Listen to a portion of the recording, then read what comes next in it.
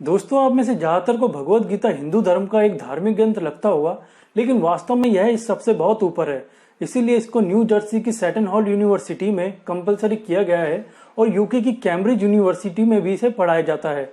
यहाँ तक कि हमारी जो पूर्व विदेश मंत्री थी मिसिस सुषमा स्वराज, उनका खुद भगवत गीता के बारे में यह कहना था कि बहुत बार लोग ये सोचते हैं गीता, रामायण, महाभारत, भागवत ये तो बुढ़ापे में पढ़ने की चीजें हैं, लेकिन जब वो बुढ़ापे में गीता खोलते हैं तो कहते हैं काश हमने ये जिंदगी के युवावस्था में पढ़ी होती। तो जिन चीजों का सामना हमने अपने तरीके से किया और आज यहाँ पहुंचे, उसकी बजाय अगर हम गीता के रास्ते चलकर अपनी जिंदगी जिए हुए होते तो हमें कष्ट नहीं होता और आज हम कहीं के कहीं होते। और इसीलिए मैंने संसद में खड़े होकर कहा था कि श्रीमद् भगवद गीता को राष्ट्रीय ग्रंथ घोषित किया जाना चाहिए। दोस्तों, भगवत गीता में ऐसा क्या है, इसके बारे में मैं बात अपनी किसी दूसरी वीडियो में करूंगा। आज हम बात करेंगे विश्व की उन 5 महान हस्तियों की। अगर उन्होंने सही समय पर भगवत गीता ना पढ़ी होती, भगवत गीता का ज्ञान समझा ना होता, तो आज उनका नाम इतिहास के पन्नों की जगह रेत पर लिखे नाम की तरह ही अभी तक मिट चुका होता। दोस्तों, इस लिस्ट में सबसे पहले नाम आता है जे रॉबर्ट ओपनहाइमर का, the father of nuclear bomb, जिन्होंने बनाया अब तक का सबसे खतरनाक परमाणु बम। दोस्तों, आपको जानकर आश्चर्य होगा कि जिस तरह महाभारत के युद्ध में अर्जुन कंफ्यूज हो गया था कि वह युद्ध करे या ना करे, क्योंकि एक तरफ उसके रिश्तेदार ही उसके विरुद्ध खड़े थे तो दूसरी तरफ उसका कर्तव्य था युद्ध लड़ना। यही कंडीशन जे ओपनहाइमर के सामने भी थी।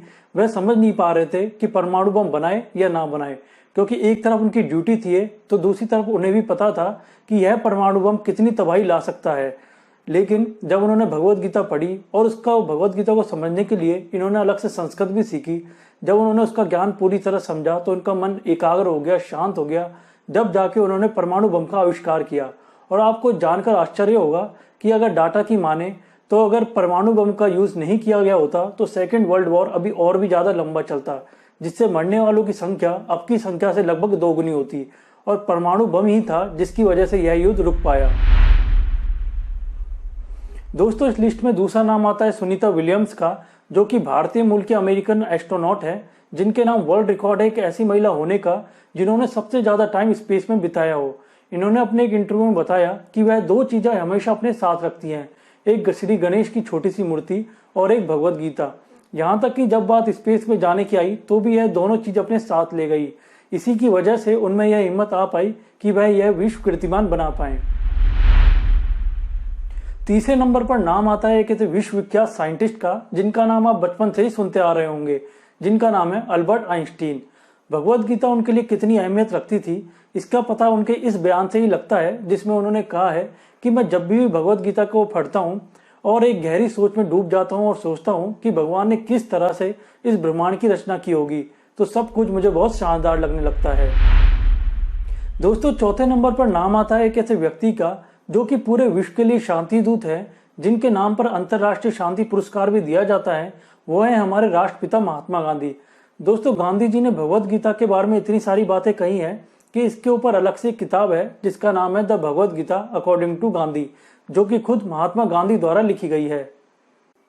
दोस्तों, गांधी जी ने भगवत गीता के बारे में कहा है कि जब भी मेरे ऊपर डाउट्स हावी होने लगते, मुझे उम्मीद की कोई किरण नजर नहीं आती, जब भी मैं निराशा से पूरी तरह से घिर जाता, तो मैं भगवत गीता की ओर मुड़ता और हर बार मुझे भगवत गीता का एक अलग अर्थ समझ में आता। मेरे सभी प्रश्नों के उसमें उत्तर मिलते और भारी परेशानी के बीच में भी मैं प्रसन्न होना चालू हो जाता। दोस्तों, 5वें नंबर पर नाम आता है अमेरिका के मशहूर फिलोसोफर और कवि हेनरी डेविड का, जो कि भगवत गीता से इतने प्रभावित थे और उन्होंने भगवत गीता के बारे में कहा, अगर पूर्व के देशों में सभी साहित्यों की तुलना अगर भगवत गीता से की जाए तो अगर प्रशंसा के योग्य कोई ग्रंथ है तो वह है भगवत गीता। और यही वह ज्ञान है जो कि पश्चिम के देश पूर्व के देशों से सीख सकते हैं। दोस्तों, आखिर में मैं आपसे बस यही कहना चाहूंगा कि आप इस वीडियो को ज्यादा से ज्यादा लोगों में शेयर करें, जिससे लोग भगवत गीता की इंपोर्टेंस को समझ पाएं और यह जान पाएं कि हमारी भारतीय संस्कृति कितनी समृद्ध है। इसी के साथ आपको एक सलाह देना चाहूंगा, अगर आप अपने जीवन में किसी भी परेशानी से गुजर रहे हैं तो कम से कम एक बार भगवत गीता जरूर पढ़ें। आई होप आपको ये वीडियो जरूर पसंद आई होगी। अगर हाँ, तो इस वीडियो को लाइक करना ना भूलें और ऐसी और भी वीडियो देखने के लिए इस चैनल को सब्सक्राइब करना ना भूलें। धन्यवाद। जय श्री कृष्ण।